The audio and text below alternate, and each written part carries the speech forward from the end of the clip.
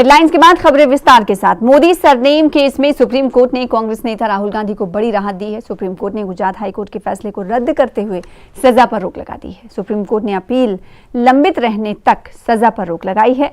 अब राहुल गांधी की संसद सदस्यता बहाल होगी। सुप्रीम कोर्ट ने अपने फैसले में कहा कि राहुल गांधी को अधिकतम 2 साल की सजा दी गई है, लेकिन निचली अदालत ने ये नहीं बताया है कि अधिकतम सजा देने की वजह क्या थी।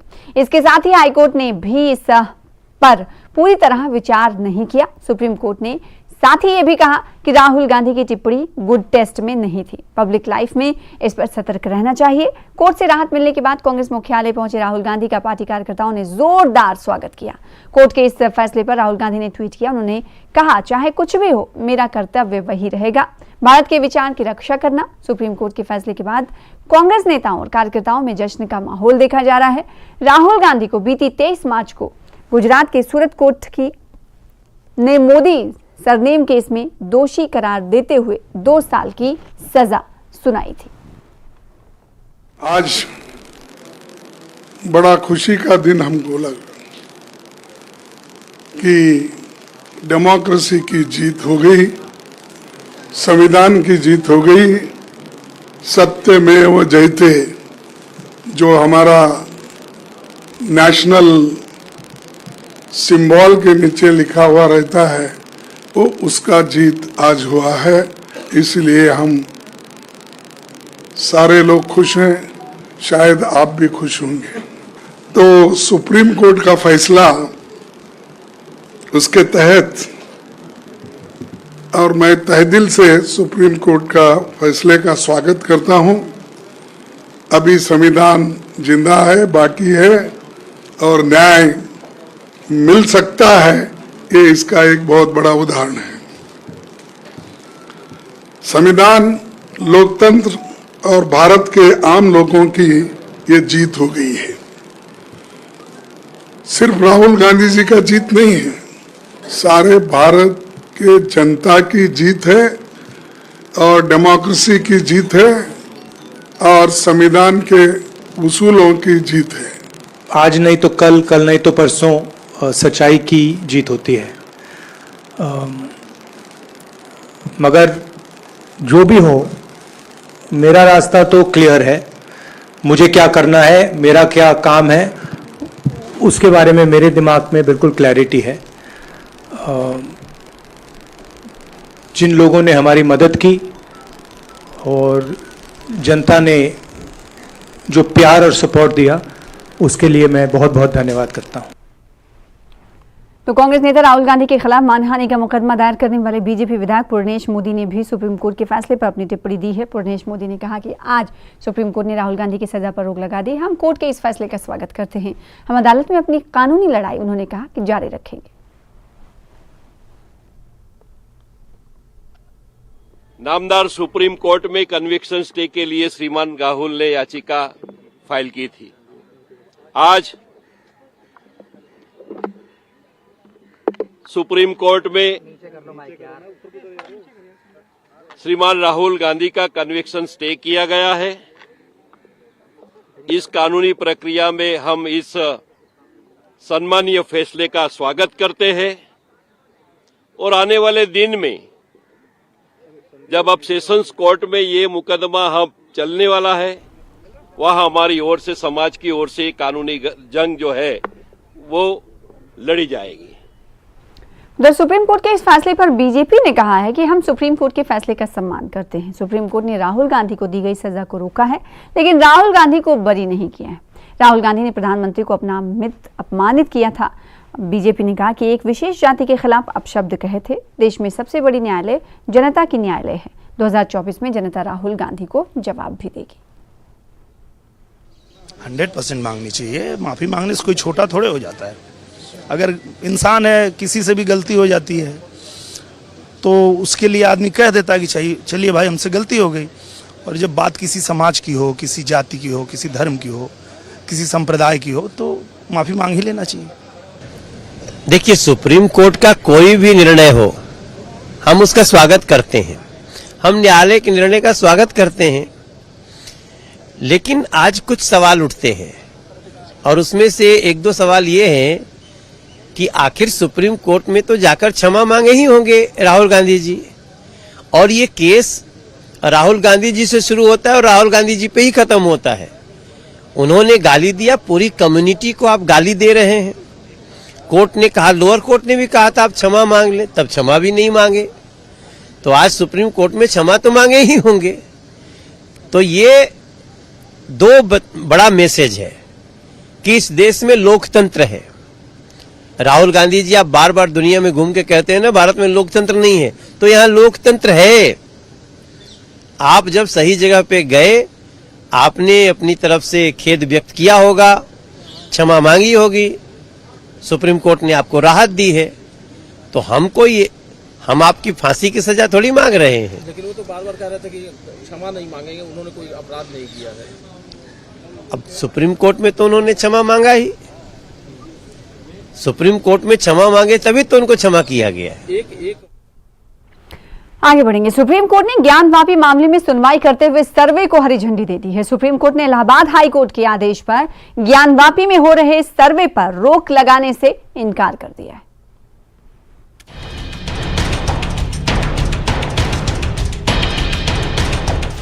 ज्ञानवापी मामले में मुस्लिम पक्ष को सुप्रीम कोर्ट से झटका लगा है। कोर्ट ने इलाहाबाद हाई कोर्ट के आदेश पर ज्ञानवापी में हो रहे सर्वे पर रोक लगाने से इनकार कर दिया है और सर्वे को हरी झंडी दे दी है। अदालत ने कहा कि सर्वे में पर्याप्त सेफगार्ड होंगे और सर्वे के दौरान खुदाई का काम नहीं होगा। सुप्रीम कोर्ट ने संरक्षित क्षेत्र से बाहर ज्ञानवापी में सर्वे को हरी झंडी दी है, यानी वजू खाने को छोड़कर बाकी क्षेत्रों में सर्वे का काम किया जाएगा। CJID Y Chandrachud, justice JB Pardiwala और जस्टिस मनोज मिश्रा की बेंच ने ये अहम फैसला लिया है। औरंगजेब के समय बनी हुई इमारत नहीं है, उससे पहले की बनी हुई इमारत है और वहाँ पे भी हमारी विजिबल और इनविजिबल डेटीज मौजूद हैं। वो सारी बातें सर्वे के बाद क्लियर होंगी और हमने 15 दिन का और समय मांगा है, जिस पे आज ऑनरेबल डिस्ट्रिक्ट कोर्ट वाराणसी अपना फैसला। आपको बता दें कि मुस्लिम पक्ष सर्वे का विरोध कर रहा है, जबकि हिंदू पक्ष की मांग है कि सर्वे कराई जाए। सुप्रीम कोर्ट ने मस्जिद कमेटी से पूछा कि आप सर्वेक्षण का विरोध आखिर क्यों कर रहे हैं। हम आपको आश्वस्त कर रहे हैं कि कोई नुकसान नहीं होगा। लोकसभा चुनाव के पहले सर्वे पर सुप्रीम कोर्ट के इस फैसले का असर देश की राजनीति पर भी दिखने की संभावना है। Bureau report, news 18। उधर दिल्ली शराब घोटाला मामले में मनीष सिसोदिया को सुप्रीम कोर्ट से बड़ा झटका लगा है। इन्हें फिलहाल अंतरिम जमानत नहीं मिली। कोर्ट ने मामला 4 सितंबर तक के लिए टाल दिया है। सुप्रीम कोर्ट ने कहा है कि वो याचिका खारिज नहीं कर रहे हैं। दिल्ली के पूर्व डिप्टी CM मनीष सिसोदिया की ED और CBI दोनों मामले में जमानत पर सुप्रीम कोर्ट में सुनवाई हुई। जस्टिस संजीव खन्ना की अगुवाई वाली बेंच ने ये सुनवाई की।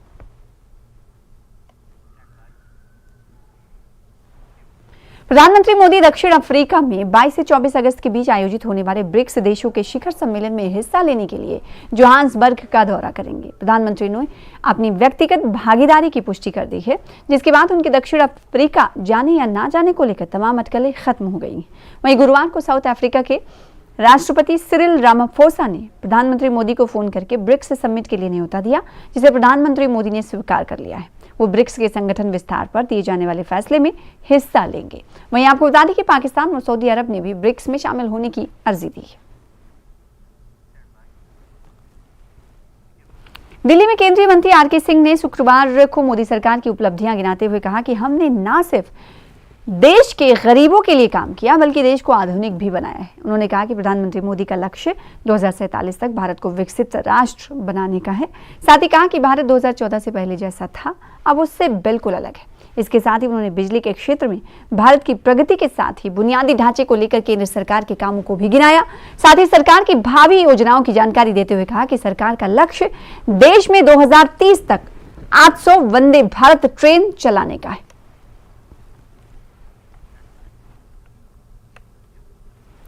पाकिस्तान सरकार ने अंजू का वीजा बढ़ाने की पूरी तैयारी कर ली है और अधिकारियों की ओर से 21 अगस्त का वीजा 6 महीने तक एक्सटेंशन करने में उसकी पूरी मदद की जा रही है। इसके साथ ही अंजू को दुबई भेजने की भी तैयारी की जा रही है। इसके अलावा अंजू को पाकिस्तानी नागरिकता देने की भी प्रक्रिया शुरू कर दी गई है और यही वजह है कि 2 दिन पहले अंजू इस्लामाबाद भी गई थी।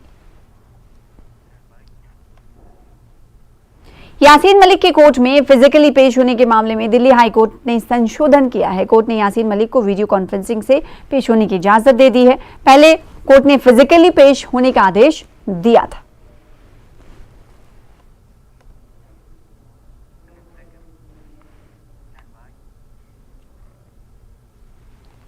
फिलहाल इसी के साथ रुकेंगे छोटे से ब्रेक के लिए, कुछ और खबरों के साथ जल्द लौटेंगे।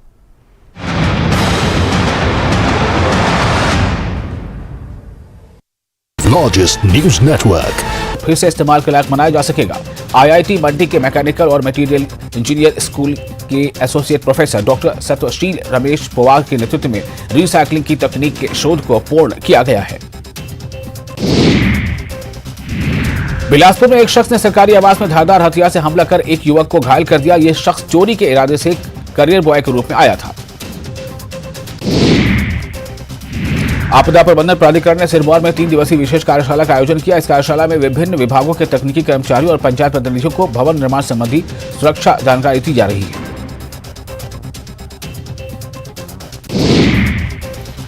सोलन में चक्की मोड़ के पास एनएच को बहाल करने का काम जारी है। यहां भूस्खलन से 4 लेन का नामो निशान मिट गया है। मौके पर पहुंची नेटवर्क 18 की टीम ने नेशनल हाईवे को बहाल करने की कोशिशों के बीच यहां फंसे लोगों से बातचीत की।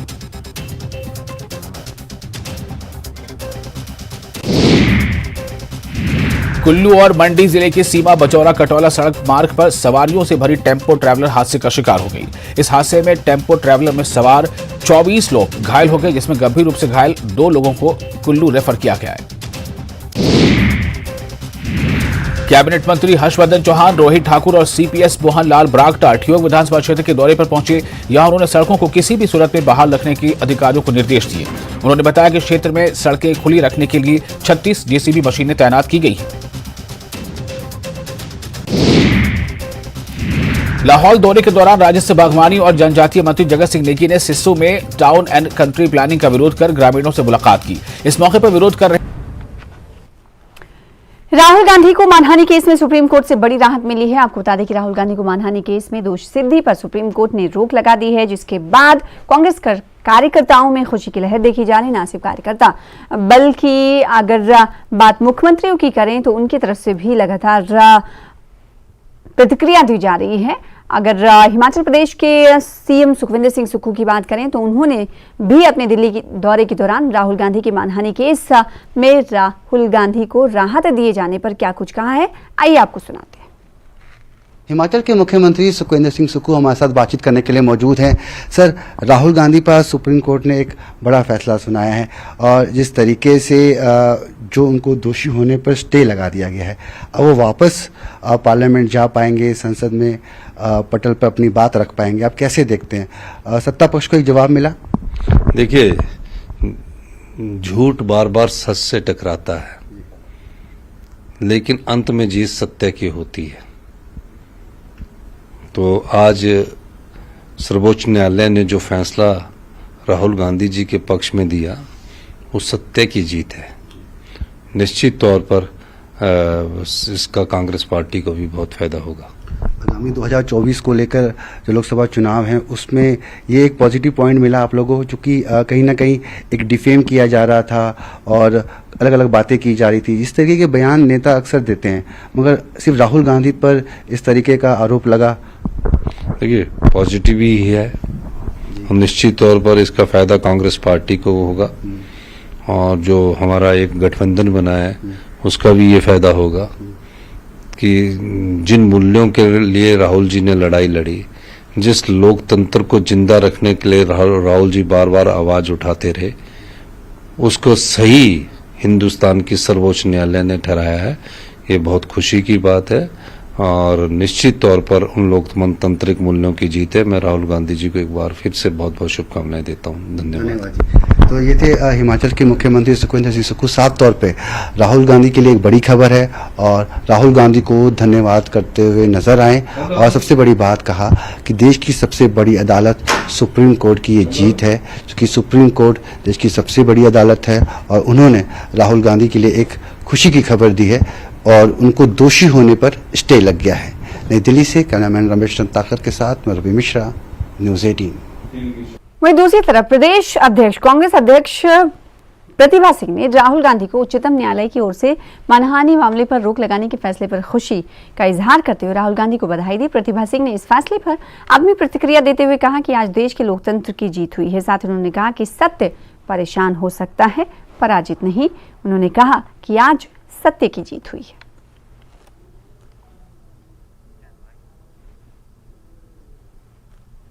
शिमला में नैना देवी के विधायक रणधीर शर्मा ने कहा कि कल यानी गुरुवार को भाजपा विधायक दल की बैठक नेता प्रतिपक्ष जयराम ठाकुर की अध्यक्षता में संपन्न हुई थी, जिसमें बीजेपी के प्रदेश अध्यक्ष डॉक्टर राजीव बिंदल, संगठन मंत्री सिद्धार्थन और महामंत्री बिहारी लाल शर्मा विशेष रूप से उपस्थित रहे। इस दौरान विधायक दल की बैठक में एक प्रस्ताव पारित किया गया, जिसमें विधायकों ने अपनी 1 महीने की सैलरी राहत कोष में देने का वादा किया था और वो इस सैलरी को मुख्यमंत्री सुखविंदर सिंह सुक्खू को नेता प्रतिपक्ष जयराम ठाकुर की अध्यक्षता में सौंपेंगे। आपको बता दें कि सीएम सुक्खू अभी दिल्ली के दौरे पर हैं और जैसे ही वो वापस हिमाचल प्रदेश पहुंचेंगे, उन्हें बीजेपी विधायक दलों की तरफ से चेक सौंपा जाएगा। प्रस्ताव में भारतीय जनता पार्टी विधायक दल ने ये कहा है कि जिस तरह से त्रासदी आने पर हमने प्रदेश सरकार को पूर्ण सहयोग देने का वादा किया था, हम उसी ओर आगे अग्रसर हैं और अग्रसर रहेंगे। ऑनलाइन जो हमारे प्रभावित है उनके अकाउंट्स में डाली जाए, ताकि किसी भी तरह का गड़बड़ घोटाला, भ्रष्टाचार उसमें ना हो, भाई भतीजावाद उसमें ना हो, पूरी पारदर्शिता राहत राशि के वितरण में हो, ये मांग भारतीय जनता पार्टी के विधायक दल ने की है।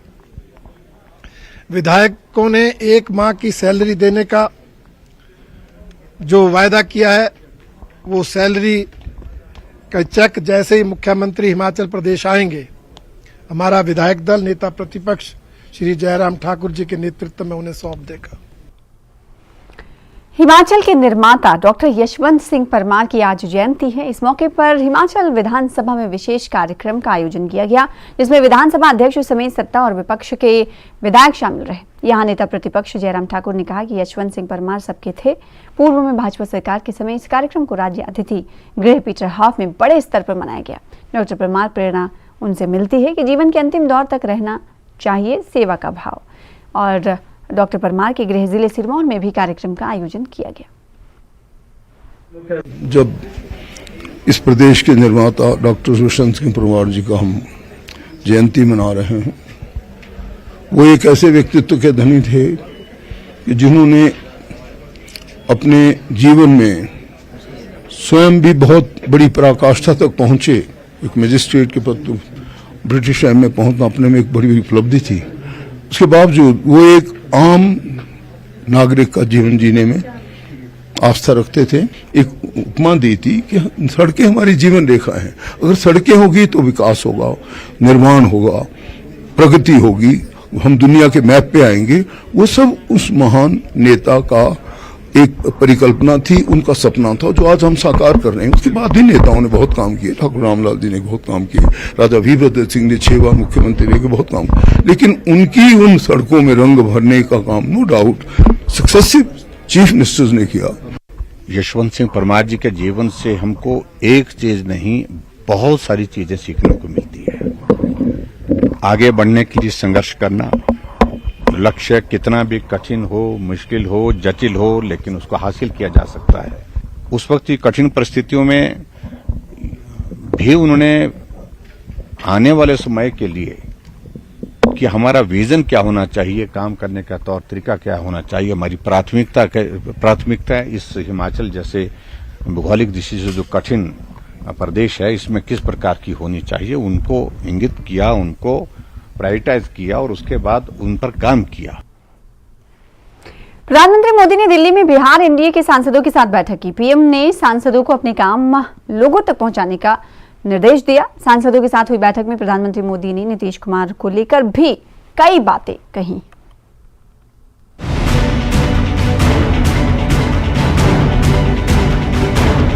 2024 के लोकसभा चुनाव के लिए तैयारियां तेज हो गई है और इस बार बीजेपी मिशन 40 पर काम कर रही है और इसी को लेकर पीएम नरेंद्र मोदी ने गुरुवार को दिल्ली में बिहार एनडीए के सांसदों के साथ अहम बैठक की है। सूत्र बताते हैं कि मोदी ने कहा है कि राम जन्मभूमि और धारा 370 बीजेपी का मुख्य मुद्दा है। पीएम ने सांसदों को काम के प्रचार प्रसार का निर्देश दिया है और उनसे कहा है कि योजनाओं के क्रियान्वयन के बारे में अपने क्षेत्र के लोगों को बताएं। बिहार में पिछली बार जो एनडीए का परफॉर्मेंस था 40 में से 39 सीटें जीतने का, उसको दोहराने के लिए टिप्स दे रहे हैं। फिलहाल बीजेपी की तरफ से इसको लेकर के तैयारी तेज हो गई है। बीजेपी के तमाम नेता, तमाम सांसद, उनका कहना है कि आने वाले दिनों में हम और भी बेहतर प्रदर्शन करें और 2024 में 40 की 40 सीटों पर जीत दर्ज करें, इसकी हमारी तैयारी होगी। बैठक में पीएम मोदी सांसदों से कहा कि वो अब केवल बीजेपी नहीं बल्कि एनडीए के बारे में सोचें। पीएम के निर्देश का असर जमीन पर दिखने भी लगा है। पीएम मोदी के निर्देश के बाद शुक्रवार को बीजेपी के प्रदेश अध्यक्ष सम्राट चौधरी पहले उन नेताओं के साथ बैठक की जहां बीजेपी ने 2019 में चुनाव नहीं लड़ा था। शुक्रवार को लोकसभा क्षेत्र मुंगेर, वैशाली और वाल्मीकि नगर के नेताओं के साथ प्रदेश अध्यक्ष ने मंथन किया है। पूरी तैयारी है कि 2024 के चुनाव में एक एक सीट पर माइनॉरिटी तय करके, एक एक चीजों को तय करके 40 की 40 सीट जीतना है बिहार का, इसकी तैयारी कर रहा हूँ। बीजेपी के प्लान के अनुसार लोकसभा और विधानसभा में टोली का गठन होगा। लोकसभा और विधानसभा में कोर टीम का गठन होगा और हर महीने बैठक कर समीक्षा की जाएगी। यानी बीजेपी इस बार बिहार में मिशन 40 पर काम कर रही है। सवाल है कि क्या मोदी का मिशन 40 कामयाब होगा? न्यूज़ 18 के लिए दिल्ली से अमितेश और पटना से शैलेंद्र के साथ ब्यूरो रिपोर्ट। और अब बात एमपी की। एमपी की सियासत में इन दिनों भक्ति काल देखने को मिल रहा है। नेता संतों की शरण में हैं। कमलनाथ के किले छिंदवाड़ा बागेश्वर धाम के पंडित धीरेन्द्र शास्त्री की रामकथा का आयोजन वहां पर किया जा रहा है।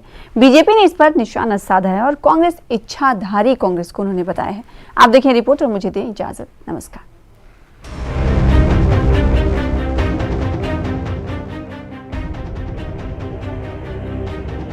एमपी में चुनाव को लेकर हलचल तेज हो गई है। कमलनाथ के गढ़ छिंदवाड़ा में भी सियासी सरगर्मी देखने को मिल रही है। बीजेपी छिंदवाड़ा में सेंध लगाने के लिए पूरी ताकत झोंक रही है, तो कमलनाथ भी अपने गढ़ को बचाने के लिए अलग रणनीति तैयार कर रहे हैं। इसी रणनीति के तहत पूर्व सीएम कमलनाथ यहां बागेश्वर धाम सरकार की कथा कराने जा रहे हैं। बागेश्वर धाम के पंडित धीरेन्द्र कृष्ण शास्त्री सिमरिया के हनुमान मंदिर प्रांगण में रामकथा का वाचन करने के लिए आ रहे हैं। इस पर सियासत शुरू हो गई है। गृह मंत्री नरोत्तम मिश्रा ने कांग्रेस पर निशाना साधा है। उन्होंने कहा कि कांग्रेस के लोग इच्छाधारी हैं। जब चुनाव आते हैं तब इन्हें मंदिर और कथा याद आती है। कांग्रेस ऐसी पार्टी है कि वो इस तरह के विषय ढूंढती रहती है। टीवी और ट्विटर तक पे ही कांग्रेस जिंदा है। नीचे तो आपको कहीं कोई जन आंदोलन करती मिलेगी नहीं, और इसलिए ऐसे विवादास्पद विषय जिन पे विभाजन की रेखा खींचती हो, कांग्रेस की राजनीति सिर्फ जातियों में बांटने तक ही रह गई। जो विधायक के पुत्र ने उस पर तो कार्रवाई हो गई है, केस भी रजिस्टर्ड हो गया है। छिंदवाड़ा में पंडित धीरेन्द्र कृष्ण शास्त्री की कथा के सियासी मायने निकाले जा रहे हैं। कमलनाथ पहले भी बाबा के दरबार में हाजिरी लगा चुके हैं। हालांकि बाबा पर कांग्रेस में ही अलग अलग राय देखने को मिल रही है। कांग्रेस के कई नेता बाबा के खिलाफ बोल चुके हैं, लेकिन छिंदवाड़ा में रामकथा ये बता रही है कि कमलनाथ बाबा का महत्व समझ रहे हैं।